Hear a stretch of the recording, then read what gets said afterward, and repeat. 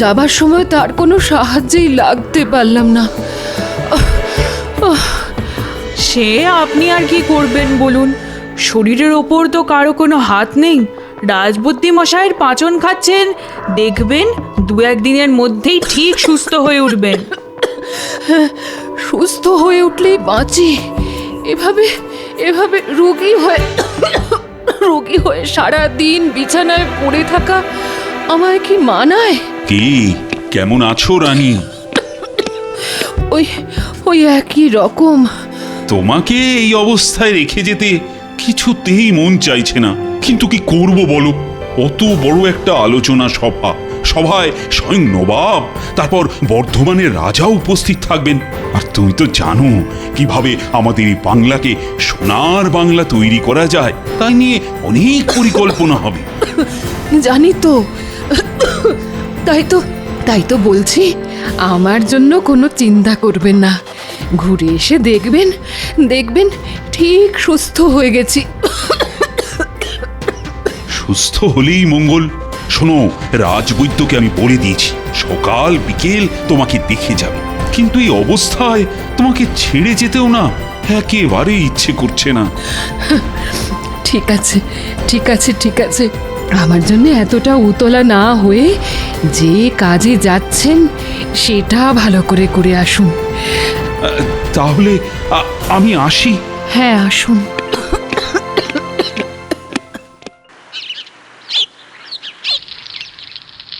গিন্নি, গিন্নি, আরে দেখো দেখো, বাজার থেকে আজ কিরকম জ্যান্ত কই মাছ এনেছি। কই মাছ? আহা, খুব ভালো করেছো। কদিন ধরে আমার মনটা কেবল ওই কই মাছ করছিল গো। শোনো, তুমি ততক্ষণ রাধা শুরু করে দাও, আমি একবার চট করে রাজবাড়ি থেকে ঘুরে আসি। কেন? এই রাজবাড়ি কেন? মহারাজ তো কদিন হলো খামবাজ রাজ্যে গেছে না, তাই তো রাজসভা এখন না বন্ধ। না না, রাজসভা না, আমি যাচ্ছি রানীমাকে একবার দেখে আসতে। গতকাল থেকে রানীমার কাশিটা নাকি খুব বেড়েছে গো। ও মা, সে কি কথা গো? না না না, তাহলে আর দেরি করো না, যাও চট করে ঘুরে এসো। হ্যাঁ,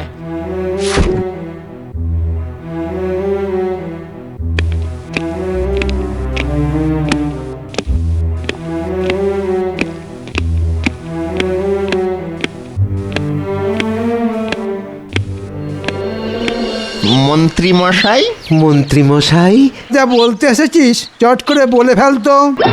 মানে বলতে এসেছিলাম যে হাট একেবারেই খালি, তাই যদি গরিবের কিছু সাহায্য করতেন। এই দেখো, এমন সময় এসে চাইলি যে দেখ আমারও হাত খালি, তোরা কি যে করিস। খালি তো ভর্তি করে নিন। শুনলাম মহারাজ কদিনের জন্য খামবাজ রাজ্যে গেছেন, এই তো সুযোগ। না রে, সেটা মনে হয় এবার হবে না। মহারাজ খুব শেয়ানা হয়ে গেছে, রাজকোষের চাবি দিয়ে গেছে মহারানীর হাতে। চলে তাহলে তো দেখছি আপনার ওই বাড়া ভাতের ছাই পড়ে গেছে, একেবারে খুবই খারাপ ব্যাপার। আরে রাজবৈদ্য না, রাজবৈদ্য, আরে ও রাজবৈদ্য, বলি চললে কোথায়? রাজবাড়িতে। কেন রাজবাড়িতে কেন? রানীমার শরীর গতিক ভালো নয়, কদিন ধরেই কাশি তো হচ্ছিলই, আজ নাকি আবার ওই কাশির সাথে রক্ত পড়েছে। ও বাবা, এ তো খুব চিন্তার কথা। এদিকে মহারাজও কবে ফিরবেন তার ঠিক নেই। চলো, আমিও যাব তোমার সঙ্গে। তোরা এখন বাড়ি যা, আমি রাজবাড়ি থেকে ঘুরে আসি। সম্ভব হলে এই রাজকোষের চাবিটাও নিয়ে আসতে হবে। হ্যাঁ,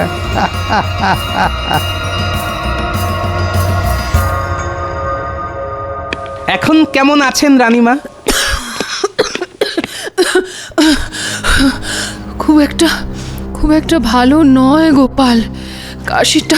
কাশিটা কিছুতেই কমছে না। আজ আবার কাশতে কাশতে রক্ত পড়েছে। সে কি? না না, কাশির সাথে রক্ত পড়া তো ভালো কথা নয়। তা রাজবৈদ্যকে কি খবর পাঠানো হয়েছে? হ্যাঁ পাঠিয়েছি, তিনি এসে পড়লেন বলে। এসে পড়লেন নয়, এসে গেছি। আপনি কোনো চিন্তা করবেন না রানীমা, রাজবৈদ্যকে একেবারে বাড়ি থেকে তুলে নিয়ে এসেছি। আমাকে আবার তুলে আনলো কখন? বরং বরং আমার কাছ থেকে তো সব কিছু শুনে নিজেই তো আমার পিছু পিছু চলে এলো। আরে এমন ধ্যানমগ্ন হয়ে কি ভাবছো? হ্যাঁ, দেখো দেখো, তাড়াতাড়ি রানীমাকে দেখে রোগের উপশমের কিছু একটা ব্যবস্থা করো। হ্যাঁ হ্যাঁ হ্যাঁ, দেখছি দেখছি দেখছি, বড় করে হাঁ করুন তো দেখি। না না না না না না, তেমন ভয়ের কিছুই নেই। আসলে ওই কাশতে কাশতে গলার ভেতরটা মনে হচ্ছে ওই চিড়ে গেছে। হ্যাঁ হ্যাঁ, ওই তার থেকেই রক্তপাত। শোনো বৈদ্য, ভালো দেখে এমন ওষুধ দাও যাতে রানীমা তাড়াতাড়ি সুস্থ হয়ে ওঠেন। জানেন রানীমা, আপনার অসুখের চিন্তায় কাল সারা রাত আমি দু চোখের পাতা এক করতে পারিনি। বেটার ছেলে কিরকম গল্প বানাচ্ছে দেখো।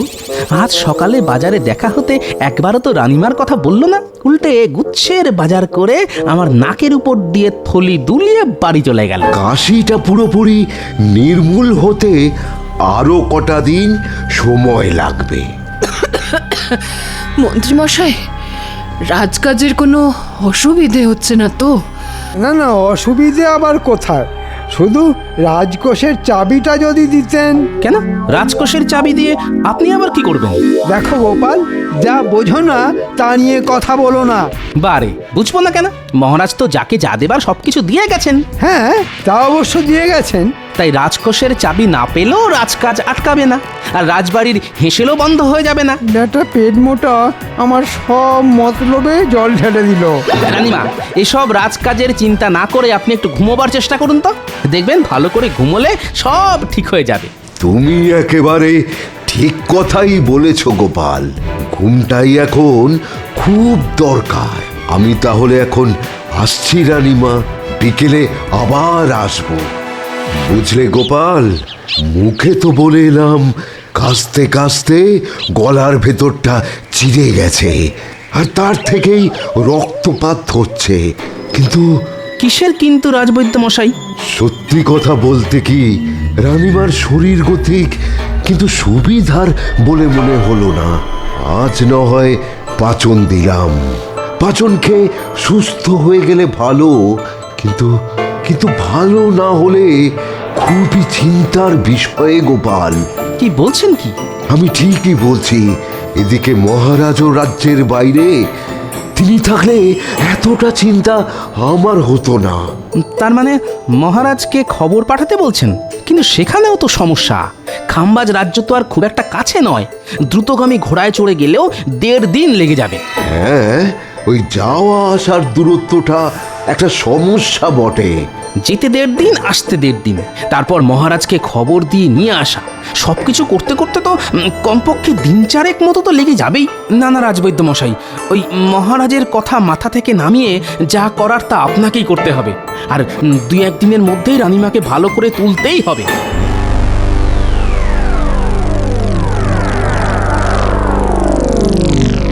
কি গো, পাতের উপর মাছ নিয়ে কি এত ভাবছো? বলি খেয়ে বলো, তেল কইটা কেমন রেঁধেছি? হ্যাঁ হ্যাঁ হ্যাঁ হ্যাঁ, এই তো খাচ্ছি।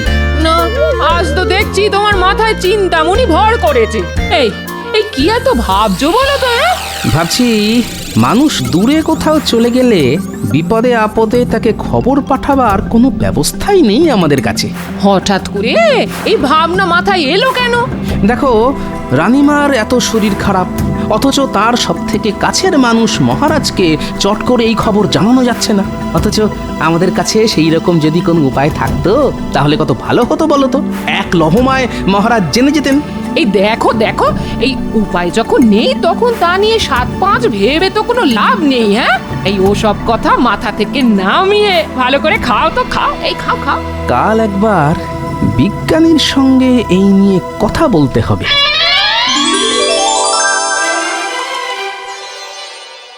রানীমা, ফল খাওয়ার পর ওষুধ খেতে হবে কিন্তু। আর কত ওষুধ খাবো বলতো? এখন তো আমি অনেকটা সুস্থ আছি। কাশিও তো তেমন নেই বললেই চলে। তবুও রাজবৈদ্য মশাই নিয়ম করে ওষুধ খাওয়াতে বলে গেছেন। ভেতরে আসবো রানীমা? হ্যাঁ হ্যাঁ, এসো এসো। এখন কেমন আছেন রানীমা? ভালো আছি বৈদ্যমশাই। সত্যি কথা বলতে কি, আপনি ধন্যন্তরী। আপনার ওষুধ যেন কথা বলল। যাক বাবা, ফাঁড়া কেটে গেল। এই কথা কেন বলছো গোপাল?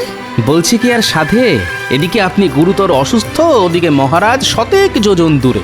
চিন্তায় তো আমাদের হাত পা পিঠের মধ্যে সেঁধিয়ে যাচ্ছিল। ওষুধটা কিন্তু নিয়মিত খাবেন, আর তেমন কিছু বুঝলে সঙ্গে সঙ্গে আমাকে খবর পাঠাবেন। এখন তাহলে আসি রানীমা। হ্যাঁ হ্যাঁ, আসুন আসুন।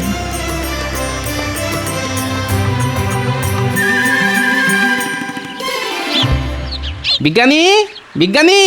গোপাল ডাকছে না? বিজ্ঞানী! দাঁড়াও দাঁড়াও, আসছি। কি ব্যাপার, হঠাৎ না বলে না কয়ে আমার বাড়ি পথ ভুল করেছো? ভেতরে চলুন, কথা আছে। হ্যাঁ, এবার বলো কি কথা? আচ্ছা বিজ্ঞানী, ধরুন কোনো মানুষ দূরে কোথাও কাজে গেল, হ্যাঁ, সে তো যেতেই পারে। এর মধ্যে তার বাড়িতে কোনো বিপদ ঘটলো, হ্যাঁ, সে তো ঘটতেই পারে। তাহলে মানুষটা সেই খবর পাবে কি করে? হ্যাঁ, হঠাৎ এই প্রশ্ন কেন? আপনি তো জানেন রানীমার শরীর গতিক ভালো যাচ্ছিল না। হ্যাঁ, কথাটা শুনে অবধি খুব চিন্তায় আছি গোপাল। তা আজ কেমন আছেন উনি? একরকম সুস্থ হয়ে গেছেন, যাক বাবা, নিশ্চিন্ত হওয়া গেল। কিন্তু আমি যে পুরোপুরি নিশ্চিন্ত হতে পারছি না বিজ্ঞানী। কেন? ধরুন রানীমার যদি বাড়াবাড়ি হতো, তাহলে তো সেই খবর মহারাজকে পাঠাতেই 1.5 দিন লেগে যেত। তারপর মহারাজের ফিরে আসা, সেও প্রায় 1.5 দিন। খুবই ন্যায্য কথা বলেছো গোপাল। একমাত্র ঘোড়া ছাড়া আমাদের কাছে না আছে কোনো দ্রুতগামী যান, না আছে খবর পাঠানোর কোনো ব্যবস্থা। দূরত্বের কাছে আমরা সত্যিই বড় অসহায় গোপাল। বিজ্ঞানী হয়েও আপনি এ কথা বলছেন?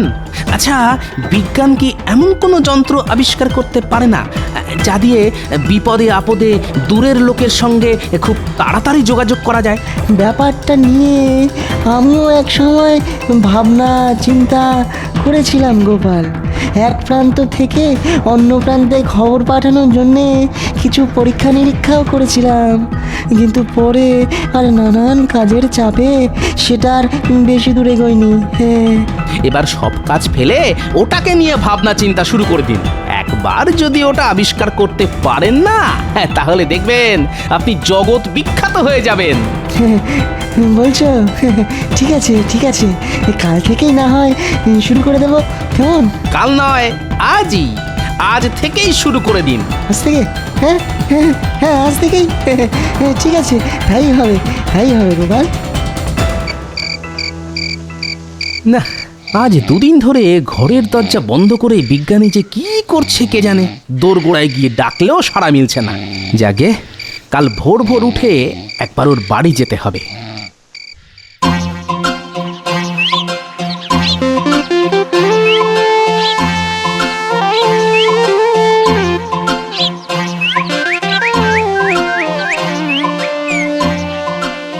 এই দেখো গোপাল, এখন এই বাটির মতো দেখতে পাত্রটা কানে চেপে ধরে দূরে চলে যাও, অনেক দূরে, ওই ওখানে। আমি এই বাটিটায় কথা বলছি, দেখি তুমি শুনতে পাও কিনা। গোপাল গোপাল, আমার কথা শুনতে পাচ্ছ? কি গো, শুনতে পাচ্ছ? না, কিচ্ছু শুনতে পাচ্ছি না। দেখো তো এবারে শুনতে পাচ্ছ কিনা। না, শুনতে পাচ্ছি না কিছু। কিছু শুনতে পাচ্ছ না? আচ্ছা, কি করি? আচ্ছা আচ্ছা গোপাল, যন্ত্রটা নিয়ে তুমি তোমার ঘরের চালের ওপরে ওঠো তো, তারপরে দেখো শুনতে পাও কিনা। কি গোপাল, শুনতে পাচ্ছ? হ্যাঁ হ্যাঁ, এবারে পাচ্ছি, তবে আস্তে আস্তে। কি গোপাল, এবারে শুনতে পাচ্ছ? হ্যাঁ বিজ্ঞানী, শুনতে পাচ্ছি, একদম স্পষ্ট শুনতে পাচ্ছি। কিছু একটা হচ্ছে মনে হচ্ছে, আড়াল থেকে শুনতে হবে।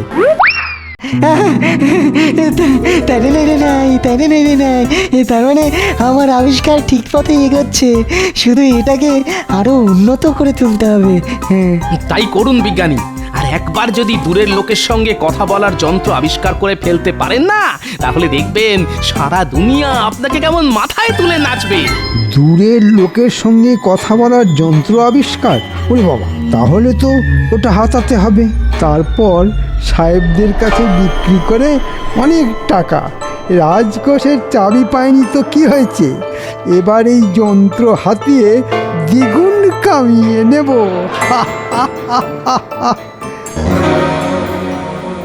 এবারে এমন জোরে মারবো না, দেখবি আমার গুলি তোরা কেউ ধরতেই পারবি না। ঠিক আছে ঠিক আছে, ওই বড় বড় কথা না বলে মেরে দেখা।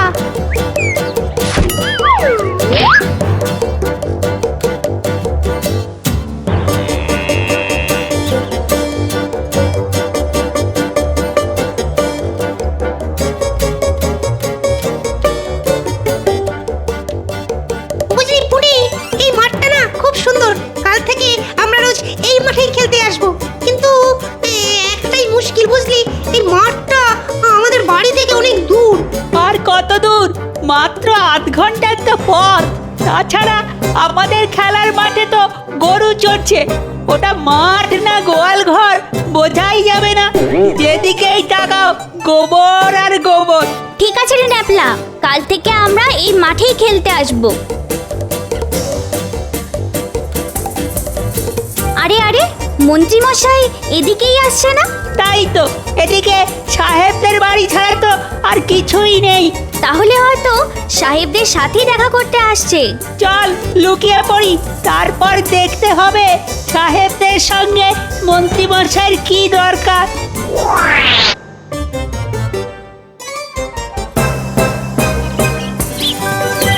সাহেব সাহেব, ও সাহেব, কোথায় গেলে সব? আরে মন্ত্রী, কি ব্যাপার? What happened? একটা দারুণ খবর নিয়ে এসেছি সাহেব। বলো বলো, কি খবর? আমাদের বিজ্ঞানী একটা দারুণ যন্ত্র আবিষ্কার করে ফেলেছে। হ্যাঁ গো সাহেব, দূরের লোকের সাথে কথা বলার যন্ত্র। দূরের লোকের সহিত কথা বলার যন্ত্র? How rubbish! How strange!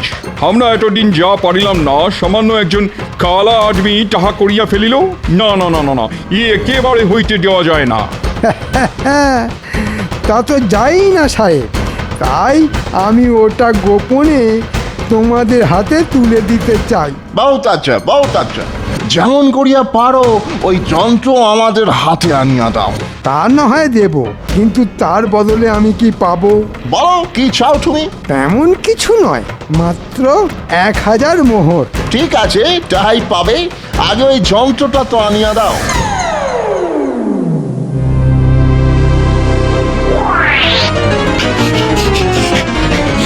Gopal দাদু, গোপাল দাদু! কিরে, কি হয়েছে? ঠিক আছে ঠিক আছে, তোরা যা, আমি এর ব্যবস্থা করছি।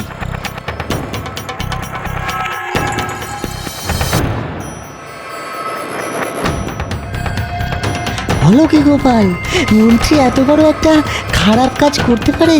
ও যে কি পারে আর কি পারে না সেটা একমাত্র ওই জানে, কিন্তু আমাদেরও এর একটা উপযুক্ত জবাব দিতে হবে। যন্ত্রটা লুকিয়ে ফেলতে বলছো?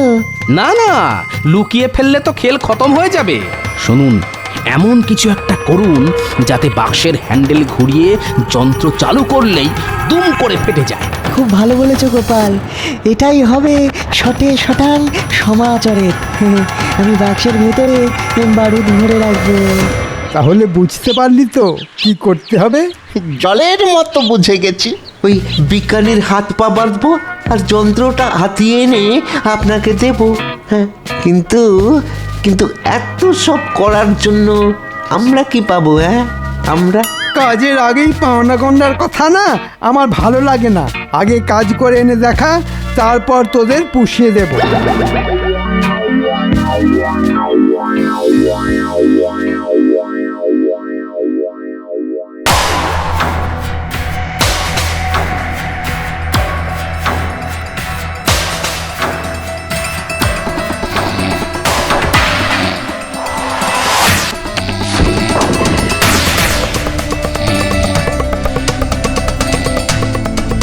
বুঝলি ঘটা, এটাই মনে হচ্ছে সেই যন্ত্র যেটা মন্ত্রী মশাই হাতাতে বলেছেন।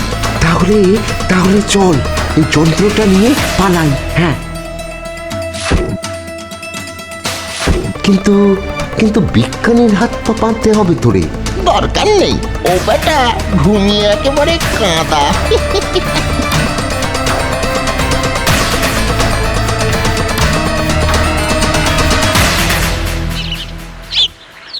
দুটো বাটির একটাতে মুখ লাগিয়ে একজন কথা বললেই অন্যজন অপর বাটিতে কান লাগিয়ে সেই কথা শুনতে পাবে। হ্যালো হ্যালো, শুনিতে পাইতেছো? Hello hello hello. No man no, কিছু শোনা যাইতেছে না। এই দেখো, বলতেই ভুলে গেছি, ওই যে 4 চৌকো বাক্সটার গায়ে হ্যান্ডেল রয়েছে ওটা ঘোরাতে হবে সাহেব। এটা যন্ত্র দিয়া আমাদের মারিয়া ফেলিবার ষড়যন্ত্র।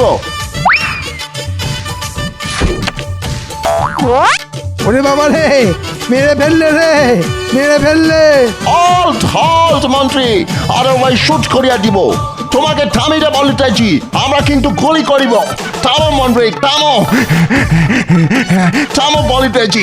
ওরে বাবা রে, আমার কি হবে রে?